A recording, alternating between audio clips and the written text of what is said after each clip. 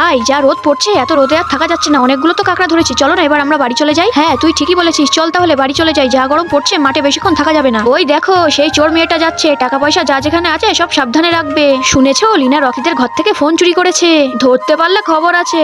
এই লিনা, আমি এসব কি শুনছি, পুরো গ্রামে রটে গেছে তুই নাকি রকিদের ঘরে চুরি করেছিস। রাজু শোন। লিনা, আমি এসব কি শুনছি, তোর সম্বন্ধে লোকে এত আজে বাজে কথা বলছে কেন, আসলে বিষয়টা কি আমাকে খুলে বলতো। আমি মাঠে যাওয়ার সময় দেখি চিকুর বল রকিদের বাড়ির ভিতর চলে যায়, তখন আমি রকিদের বাড়ির ভিতর ঢুকে বলটা চিকুকে এনে দিয়েছিলাম। সেই সময় টুকটুকি ভাবে আমাকে দেখে যা না তাই বলে অপমান করে, সেই হয়তো গ্রামে রটিয়েছে আমি চুরি করতে ঢুকেছিলাম। ও আচ্ছা, তাহলে এই ব্যাপার, তোরা বাড়ি চলে যা, আমি বিষয়টা দেখছি। বন্ধুরা, আল্লাহকে ভালোবাসলে লাইক করো, আর যদি শয়তানকে ঘৃণা করো তাহলে চ্যানেলটা সাবস্ক্রাইব করো। রকি, শুনছি তোমার নাকি ফোন চুরি হয়ে গেছে। কি যে বলো রাতুল ভাই, এই তো আমার ফোন। আর ওইদিকে টুকটুকি ভাবি বলে বলে বেড়াচ্ছে লিনা নাকি তোমার ফোন চুরি করেছে। চলো তো আমার সাথে, ওনাকে একটা শিক্ষা দিতে হবে। ভাবি, আপনি লিনার নামে কেন মিথ্যা গুজব ছড়াচ্ছেন, রকির ফোন চুরিই তো হয়নি। না রাতুল, আমি নিজের চোখে দেখেছি লিনা রকিদের দেয়াল টপকে বার হচ্ছিল। ওই তো চিকু সোনা, আজ সকালে তোমার বলটা কি রকি দাদাদের বাড়ির ভিতর পড়ে গিয়েছিল? হ্যাঁ তো, তখন লিনা আপা ভেতরে ঢুকে আমার বলটা বার করে এনে দিয়েছিল। চিকু, তুমি একদম মিথ্যা কথা বলবে না, এই কথাগুলো লিনা আপা তোমাকে বলতে শিখিয়েছে তাই তো? না না আন্টি, আমি মিথ্যা কথা বলছি না, আমার টিচার শিখিয়েছে মিথ্যা কথা বলতে নেই। আচ্ছা চিকু সোনা, তুমি এবার যাও। সত্যিটা শুনলেন তো, ব্যাপারটা এখন একদম পরিষ্কার।